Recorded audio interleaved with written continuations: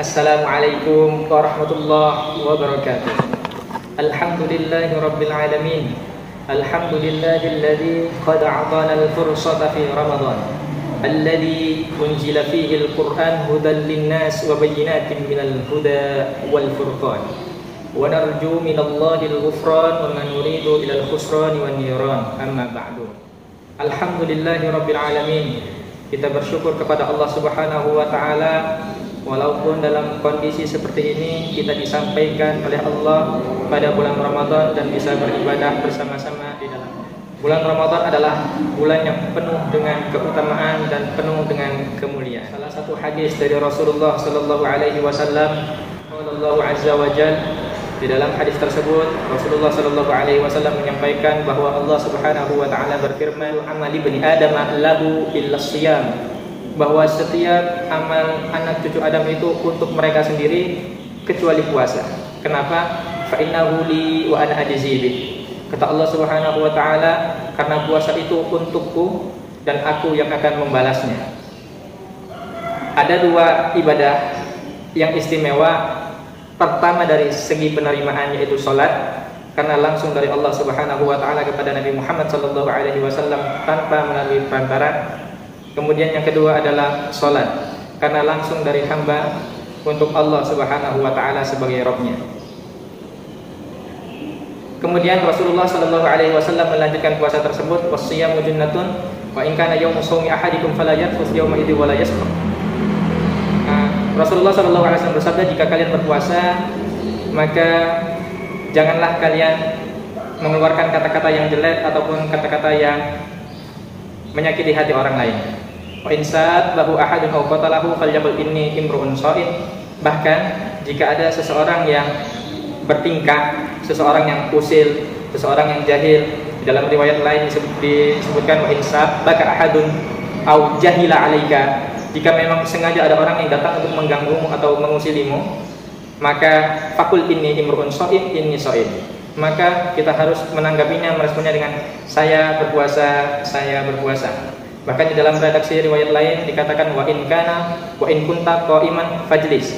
Bahkan jika kamu dalam posisi berdiri, maka duduklah. Artinya ketika ada yang mencari masalah, kita dianjurkan untuk tidak meresponnya.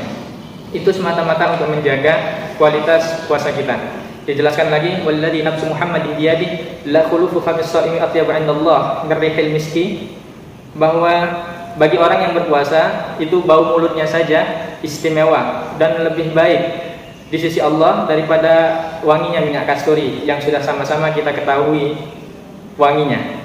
Tetapi dalam memahami kalimat ini harus dipahami bahwa kalau baunya saja bernilai karena puasanya di mata Allah Subhanahu wa taala, apalagi wanginya. Maka ketika baunya saja dihargai oleh Allah dan mendapatkan keistimewaan, kemuliaan, maka kita harus berusaha untuk membuat bagaimana hawa mulut kita yang sebaik-baiknya. Jangan sampai memahami konteks hadis ini kita menjadi malas-malasan untuk membersihkan mulut kita dengan dalih bahwa hadisnya seperti ini. Tidak demikian, bahwa ketika baunya saja dihargai oleh Allah, maka kita berusaha untuk melaksanakan yang terbaik dari dalam konteks ini adalah wangi mulut. Kemudian lis-shaimi farhatan yafrahuhuma idza laqiya rabbahu wa idza aftara fariha bi fitrihi wa idza laqiya rabbahu fariha bi shaumihi. Kemudian Rasulullah sallallahu alaihi wasallam melanjutkan bahwa bagi orang yang berpuasa terdapat dua kemuliaan, terdapat dua kebahagiaan yafrahuhuma, yang akan membahagiakan dirinya. Pertama adalah bahwa yang bahagia pertama adalah idza aftara fariha bi fitrihi, yakni ketika dia berbuka maka dia akan bahagia, maka dia akan senang, bersyukur dengan berbukanya. Rasulullah Shallallahu alaihi wasallam kemudian di dalam hadis ini memberikan beberapa poin, bahwa yang pertama asyiyamu junnah, bahwa puasa itu adalah perisai, puasa itu adalah tameng bagi diri kita sendiri, pelindung bagi diri kita agar kita tidak melakukan kemaksiatan apapun.